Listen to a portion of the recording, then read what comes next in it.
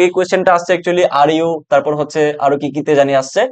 ভালো একটা কোয়েশ্চেন। একটি বস্তুকে খাড়াভাবে উপরের দিকে ছুড়ে দেওয়া হলো, কোন লেখচিত্রটি ভূমি হতে উচ্চতা এইচ এর সাপেক্ষে বিভব শক্তি ই নির্দেশ করে? তাহলে লেখচিত্র যেগুলো আছে ওই টাইপের প্রবলেম গুলো কিভাবে সলভ করা যায়।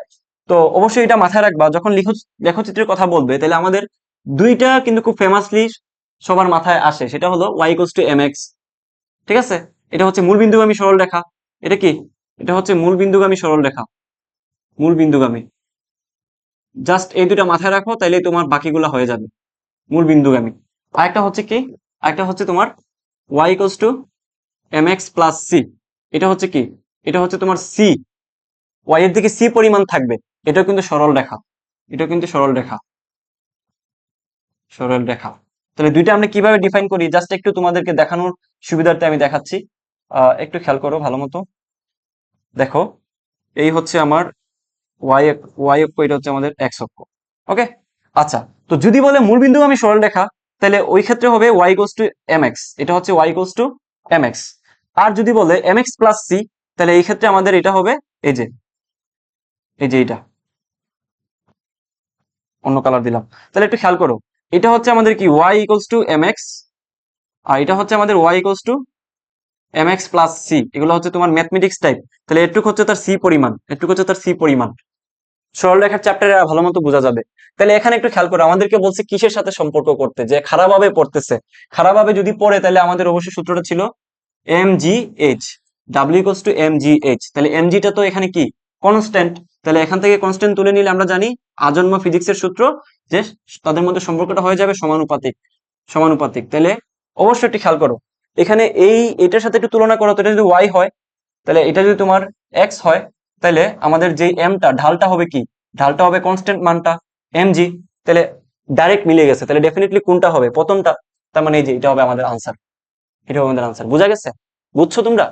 এই প্রবলেমটা দেখো, স্থির অবস্থা থেকে 40 কেজি ভর বিশিষ্ট কোনো বস্তু নির্দিষ্ট বলে ক্রিয়ার ফলে 2 সেকেন্ডে 15 মিটার/সেকেন্ড বেগ প্রাপ্ত হলো, তাহলে 4 সেকেন্ড পর বস্তুটির গতিশক্তি কত হবে?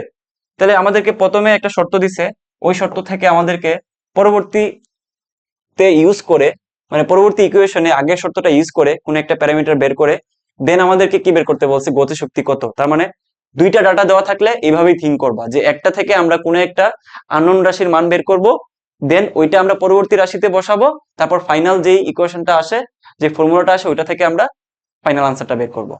তো এখন খেয়াল করো, আমাদের এখানে কি দেওয়া আছে, দেওয়া আছে এম এর মান 2 সেকেন্ডে 15 মিটার বেগ প্রাপ্ত হয়। তাহলে 2 সেকেন্ডে 15 মিটার/সেকেন্ড বেগ প্রাপ্ত হইলে তার ত্বরণ এখানে কি হবে, অবশ্যই ত্বরণ এখানে আছে তাই না, যেহেতু আমাদের টাইমের রেসপেক্টে ভেলোসিটিটা চেঞ্জ হচ্ছে, তাহলে ভি ইকুয়ালস টু কি হবে, ইউ প্লাস এ টি। এখানে একটু খেয়াল করো তো, এখানে আদি বেগটা 0 তাই না, স্থির অবস্থা থেকে যেহেতু বলছে, তাহলে এখান থেকে আমাদের এটা হবে বি ডিভাইডেড বাই টি। তাহলে বির মানটা কত দেওয়া আছে, 15 ডিভাইড বাই 2, দ্যাট মিনস হচ্ছে 7 পয়েন্ট কত 5 মিটার/সেকেন্ড স্কয়ার। ওকে, তো এখন আমরা পরেরটার দিকে খেয়াল করি। পরে বলছে কি 4 সেকেন্ডে বস্তুটির গতিশক্তি কত হবে। তাহলে 4 সেকেন্ড পরে অ্যাকচুয়ালি তার মধ্যে বেগটা কি হয়, শেষ বেগটা কি হয়, ওটা বের করতে হবে। তাহলে আবারও আমরা এখান থেকে বলতে পারি যে V equals to U plus কি হবে, এটি। তাহলে যেহেতু আমরা আগে থেকেই জানি যে তার বেগ যেটা ছিল, মানে আদি বেগ যেটা ছিল ওইটাই তার ওই বেগটা হবে, মানে এখানে যে বেগটা ছিল ওইটাই তার আদি বেগটা হবে। তাহলে এই বেগটা কত ছিল, 15। তাহলে 15 প্লাস কত এ, মানে 7.5 ইন্টু কত হয়েছে, টি বলছে তাই না, তো টি এর মানটা আমরা কি বলছি, 2। তাহলে এখানে হচ্ছে তোমার কত, 7 দুগুণা 14, আর 2 হচ্ছে কত, অ্যাকচুয়ালি কত 15 প্লাস 15, দ্যাট মিনস এটার মান হচ্ছে কত 30 মিটার/সেকেন্ড। ওকে, এখন আমাদেরকে বের করতে বলছে কি, যে তার গতিশক্তি কত তাই না। তাহলে গতিশক্তি ই কে সমান আমরা কি জানি, half of M B square, that means half থাকলো, এম এর মান কত বলছিল 40 কেজি তাই না, তাহলে 40 কেজি ইন্টু ভি স্কোয়ার, তাহলে ভির মানটা আমরা পাইছি কত 30 স্কোয়ার। ওকে, তাহলে হাফ, তাহলে হাফ দিয়ে যদি আমি এটা কাটি তাহলে থাকবে হচ্ছে কত 20। তো আলটিমেটলি 20 ইন্টু 30-এর উপরে স্কোয়ার আছে মানে কত 900 তাই না। তাহলে 9 দুগুণা কত 1800, তাহলে 1 2 3, 1 2 3, তাহলে আমাদের আনসার হচ্ছে 1800 জুল, 1800 জুল। বুঝছি আমরা, সিম্পল হিসাব, কিন্তু খুব কঠিন কিছু না, পরীক্ষার হলে এগুলো খুব ইজি ভাবে বের করে দিয়ে আসা যায়। নেক্সট